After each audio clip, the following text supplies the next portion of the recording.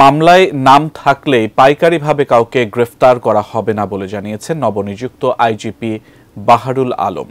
একই সাথে ভুয়া হত্যা মামলা তদন্তে প্রমাণিত হলে বাদীকে আইনের আওতায় আনা হবে বলে জানান তিনি।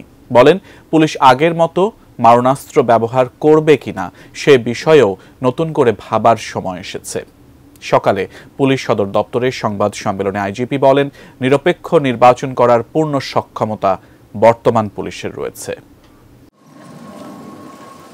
কদিন আগে বাংলাদেশ ভ্রমণে সতর্কতা জারি করেছে যুক্তরাজ্য সরকার। তাদের ওয়েব পেজে জঙ্গিবাদ নিয়ে বাংলাদেশে হুমকির আশঙ্কা করা হয়। তবে জঙ্গি হামলার সুনির্দিষ্ট তথ্য নেই বাংলাদেশ পুলিশের কাছে। তবুও বিষয়টিকে সর্বোচ্চ গুরুত্ব দিয়ে সতর্ক পুলিশ, জানিয়েছেন নবনিযুক্ত পুলিশ মহাপরিদর্শক।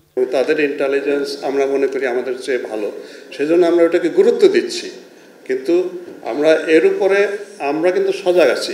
বৃহস্পতিবার সকালে সংবাদ সম্মেলনে আইজিপি পুলিশের সার্বিক অবস্থা নিয়ে কথা বলেন। জানান, রাজনৈতিকভাবে পুলিশকে আর ব্যবহার হতে দেয়া হবে না। আমাদের প্রত্যেকের দাবি যে পুলিশকে ডিপলিটিসাইজ করতে হবে। 1 নম্বর দাবি এই অভ্যুত্থানের, এইটাই অর্জন আমি মনে করি পুলিশের। এই উদ্যোগটা পুলিশ সংস্কার কমিশন কিন্তু নিয়েছেন।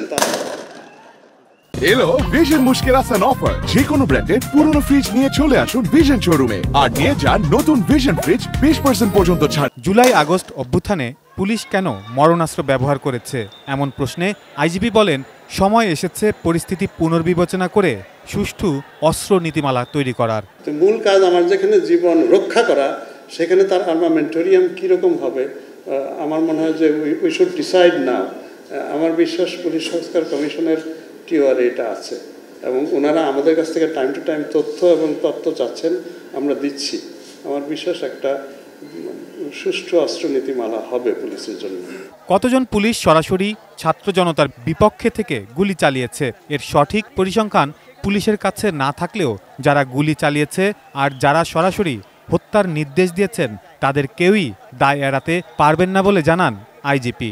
সরাসরি হত্যার সাথে জড়িত কোনো অপরাধীকে পালাতে যদি বর্তমান পুলিশের কেউ জড়িত থাকে তাহলে তাদের বিরুদ্ধেও ব্যবস্থা নেওয়া হবে বলে হুঁশিয়ারি দেন আইজিপি।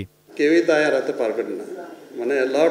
আপনারাই তো দেখেছেন, তারা কেউ কেউ তো সশরীরে থেকে পুলিশকে কমান্ড করেছেন।